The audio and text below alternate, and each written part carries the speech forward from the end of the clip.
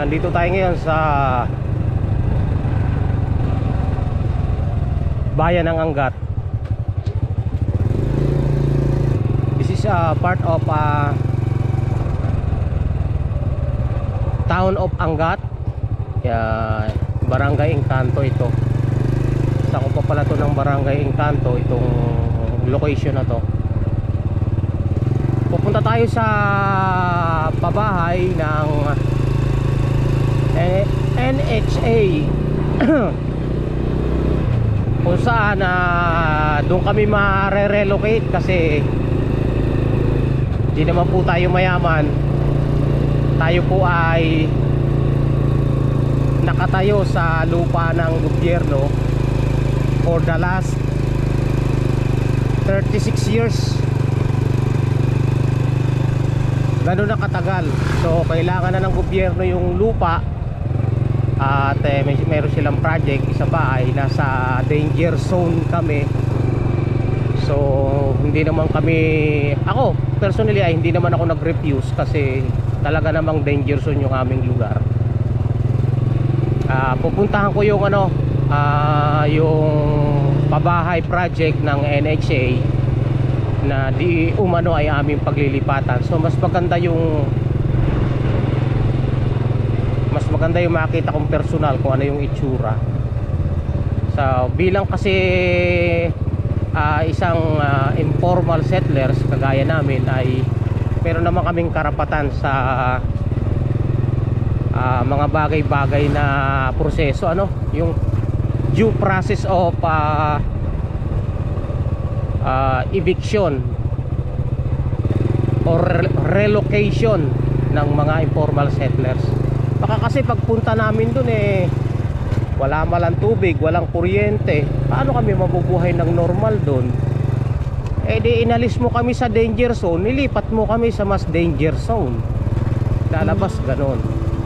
Maganda naman yung programa ng gobyerno na mailagay sa maayos na kalagayan yung mga kagaya naming informal settlers.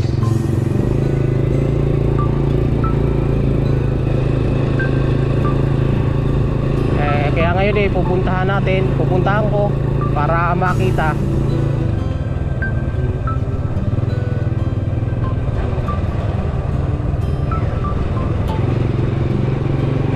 Kung ako lang may kakayahan na bumili ng lupa, bibili ako.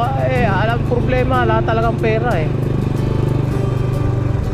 Alam pambili ng mahal ko ngayon ang residential area,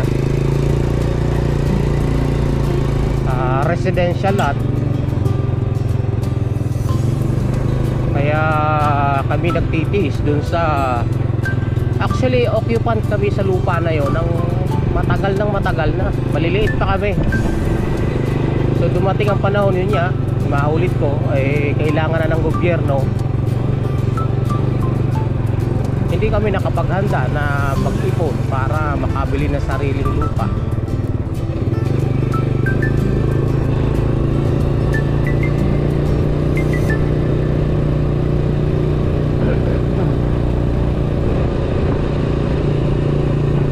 Nagkaroon dito ng grass fire, nasunog ang mga damuhan.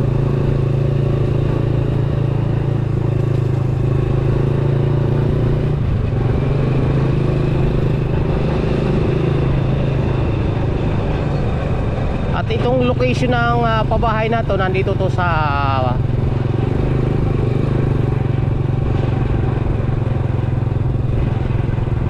hindi ko na muna sasabihin yung exact location, basta't nandito sa Angat mayroong pabahay ng NHA na hindi pwedeng sabi nga ni Mayor, hindi pwedeng tumira yung ibang taga-lugar. Taga-Angat lang ang pwede munang lumipat. Kasi papapasokin yung ibang taga-lugar, pero yung mga taga-Angat sila yung mawawalan. Mali nga naman. Una yung mga underprivileged ng Angat bago yung ibang lugar. Tama doon si Mayor. At maidagdag ko lang, kung makikita nyo nung kami binaha nung bagyong Ulysses, nandito rin sa video ko, hanapin nyo na lang po, makikita nyo yung kalunos-lunos na kalagayan namin noon. Nandito na, malapit na siya sa bandang kanan natin.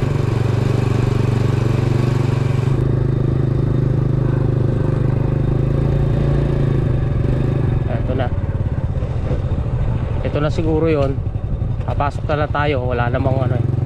Kung mayroong gwardiya eh, kailangan nating magpaalam. Tao po. Alam mo na tayo bago tayo tuloy. May mga nakatira na pala dito eh. Magandang hapon po. Ito po ba yung pabahay dito sa ano, sa Angat? Sa Angat? Ito ano? Wala nang ibang pabahay dito. Bakit po? Sino pa hinahanap nila? Yung pabahay mismo. Hinahanap niyo ba yung babae? Aha. Bakit po? Si Kapitan lang nagsabi sa amin, bayan ng Angat, na ipapasilip sa amin yung lilipatan. Cristo po. Santo Cristo. Santo Cristo po kami. Santo Cristo po kayo. Sige po. Dito nga po yun. Dito po? Ito po yun. Kasama po to sa record, ano? Mayroon tayong document. Opo. Kami po yung miniting kahapon sa ano, sa NHA sa public hearing. Opo. At sabi nila tingnan nyo yung location. Ito po yun. Ito po. Hanggang doon po ba yung Saba? Pwede pong ako lumibot. Pwede po. Siya. So wala na po wala mong mga bahay-bahay dyan. Dito lang po. Wala pa akong naitatayo. Ito pa lang po yung ito pa lang yung pinaka-example. Sample lang po ito. Ayun. Model house. May model house po kami dyan. Ito po yung pinaka-model. Ito na po. Ito na po yun. Pwede po akong yung ipakita ko yung buo. Pwede po. Bubuksan ko lang po. Oo. Salamat. Doon po sa kabila. Sa kabila. Ayun. Mabait si sir. At papakita yung model ng bahay. Maganda yung makita natin. May nagpuntahan na po rito kahapon, ano? Kahapon may nagpuntahan na dito. Meron. Meron na rin. Kasi may yung iba pupunta rin dito, titingnan yung ano, model ng bahay. May kuryente na pala yata May kuryente na sir o wala pa? Meron po kaming kuryente pero itong mga bahay wala pa. Ito wala pa ito. Oo. Ayun, ito yung pinaka-sample. Second, lahat ho ba ng unit ganito? Puro ganyan po yan. Second floor? Meron po ganyan. Kala kasi nila mayroong isang bungalow lang tapos iba-iba. Ibig sabihin, iisa lang talaga yung uniform. Ito lang po yung pinaka-model niya. Model niya, okay ha. Ganda daw mo. Para makita ng mga tao. Kasi maraming tao doon, ayaw nila lumipat dito. Bakit daw po? Kasi ang gaganda ng bahay nila ron Malalaki pa rito bahay. Kaya nga po, bakit po sila pinalilipat? Danger zone. Yun naman po pala. Laging bumabaha taon-taon. Kahit gano'ng kaganda yung bahay mo, kung delikado naman. Ayaw nila lumipat kasi halos milyon na ang ubos nila tapos aalis lang. Kung ikamamatay naman nila Ayun nga po ang ano ng gobyerno, yung danger zone. Ano ko lang hati para makita nila yung yung model. Kayo po yung caretaker dito, sir? Bali, ako po yung dito, yung warehouse man. Warehouse man. Akita ko sir sa taas. Dito muna. Unahin natin ang CR po ito. CR po yan, pero hindi pa po. Basta't yung ganito yung model. Ayan. Ganyan lang po itsura. Hindi nga lang malinis dahil. Naka-record ba? Ayan. Maganda naman. Ito yung lababo. Saingan, kainan. Tapos ito likod. Paano po itong likod na to? Sako pa rin po na itong unit na ito? Itong unit? Hanggang dyan po. Hanggang dito lang? Yan po, yung pinaka-poste po na yan. Ito yung hanggang dito? Ganyan po. Tapos yung kabila ay iba na? Likod din po yan. Talikuran po yan. Sa kanila na? Makikita nila. Maganda. Kaya huwag silang aayaw-ayaw. Akita ko sir sa taas ha? Sige po, pwede po. Ito yung hagdanan, bakal. Yan. Matibay yan. Tapos ito yung second floor. Tapos may tulugan. Dalawang kama, double deck. Tapos ito yung wardrobe. Tapos ito pa ay another ano pala ito. Tatlong tulugan pala ito. Tapos medyo mainit pa rin kahit may insulator. Pwede naman po nilang pag nakatira. Palagyan ng aircon. Bahala sila kung paano nila. Mainit pa rin kahit may insulator. Ito yung bubong. Didiskartehan na po nila kung sakaling sila ay Malilipat. Oh. Siyempre naman, gumawa naman na sila ng paraan. Ay, opo hindi yung ilagi nilang isusubo sa bibig yung ating, di ba? Ganyan na yung pinaka-model, sir. yan na po yung Ayun, ibig sabihin yun na example. Tapos, iikot pa ako, sir, sa baba, no? Para yung pinaka-location niya is pinaka-area location. ma-record. Lahat na ba simentado? Lahat po, sementado po lahat. Wala na siyang rough road. Wala na po. Kasi masama ang balita Sabi nung nagbalitang fake news, hindi pa raw simentado, napakadilim na lugar. Sementado po lahat yan nandun sa dulo. Talagang ang kwento-kwento hindi maganda. Okay, salamat Salamat din po. Ayun. Ito pa yung mga equipment kasi hindi pa tapos yung project Yung mga bako. Piso na ito pa. Maganda. Hindi dapat na Safety po ang lugar. safety po. May paaralan dyan. Sabi nga nung nag-meeting, School, may elementary. may elementary, pati cemetery, meron na rin. Meron na rin po, kompleto. May simbahan pa. May simbahan, nasa harapan lang Ang ano rito, palengke, ang malayo. Opo, Palengke ang malayo, yan ang isa sa problem. Pero madali na yun, di na. diretso yan, bayan Dyan ako galing Salamat, sir Okay. Yan, nakakita nyo. Maganda yung kasi ayun ikot tayo. Dito muna tayo bago tayo pumunta sa malayong lugar.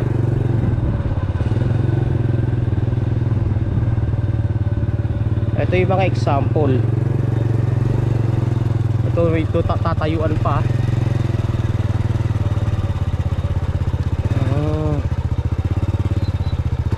Ayos na pala yung kalsada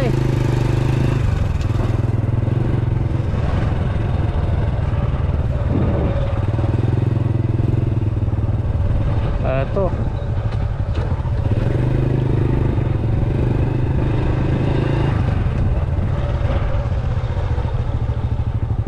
Ito yung aggregate. Aggregate yan, yung mga naghahalo na ng semento para rito sa kalsada na to. Maluwang pa pala rito.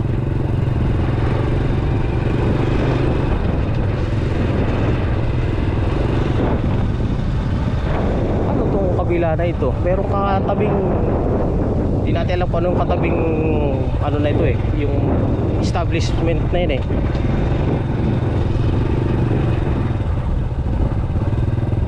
Ongoing. Hello, good afternoon. Wala yung ongoing construction.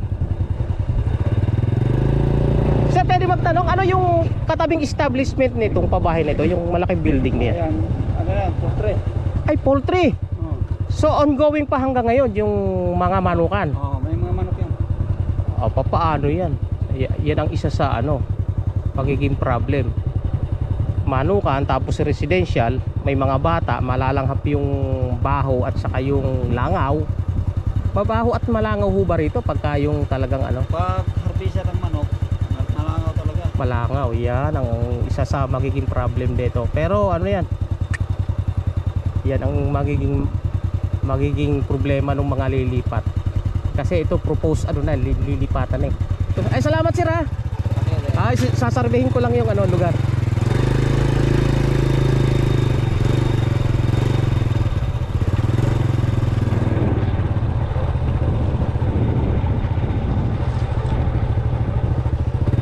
Ay, mahaba pa pala hanggang dito. Mahaba pa pala ito. Teka muna, hanggang dito.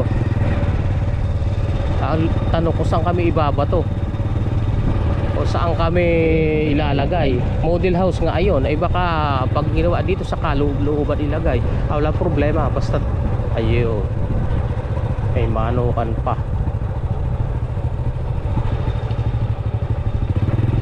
Okay, ongoing ang construction.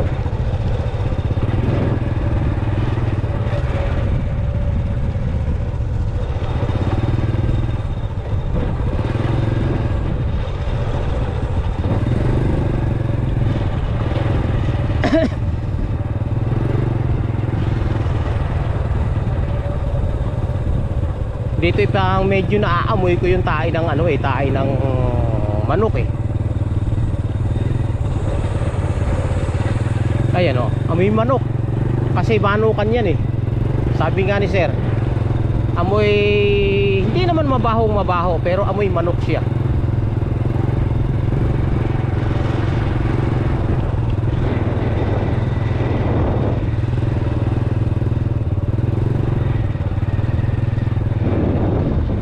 Ito manukan to kasi amoy manok Kung ito baboy yan, amoy baboy.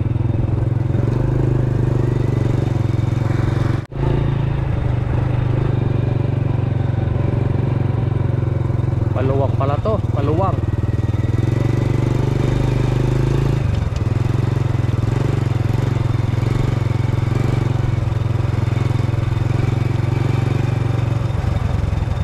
Maganda yung model ng bahay pero sana naman yung talagang gagawin pabahay dito kagaya noon. Baka yun yung model lang.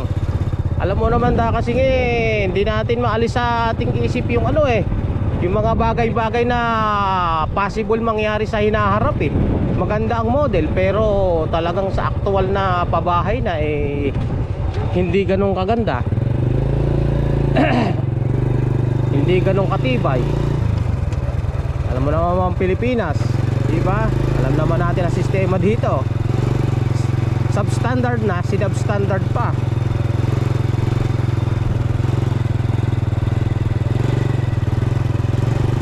Ito pala ang pabahay. Punta tayo dito.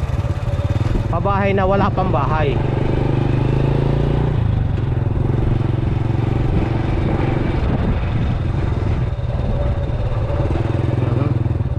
Rough road na ito.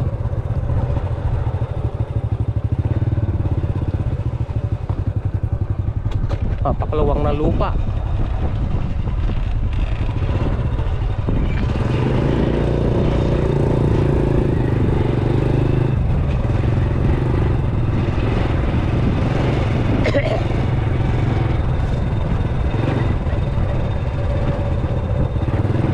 Balik na tayo. Maluwang ang lupa. Luwang.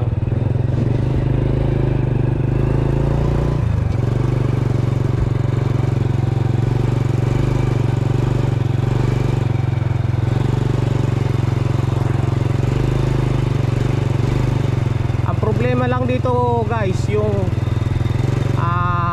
manukan kasi tabi ng ano ng manok yung baho langaw talagang apektado kami pagka kami lumipat dito.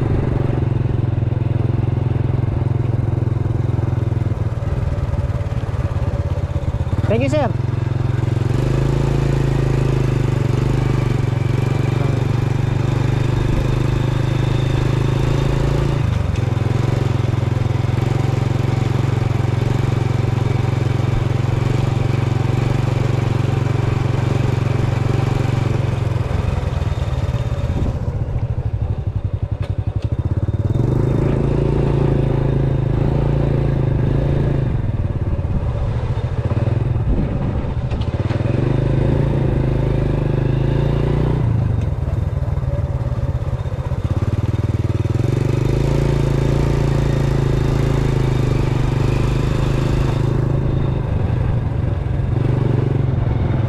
Ayun.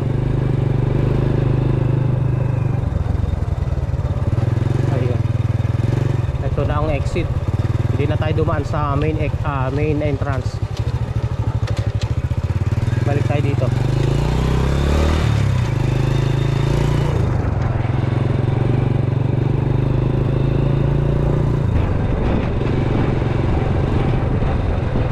Ito ang main entrance, mga ka-explorer ito. Diyan tayo pumasok kanina. Okay, hanggang dito na lang po ang aking vlog. Salamat po sa inyong pagsubaybay. God bless us all.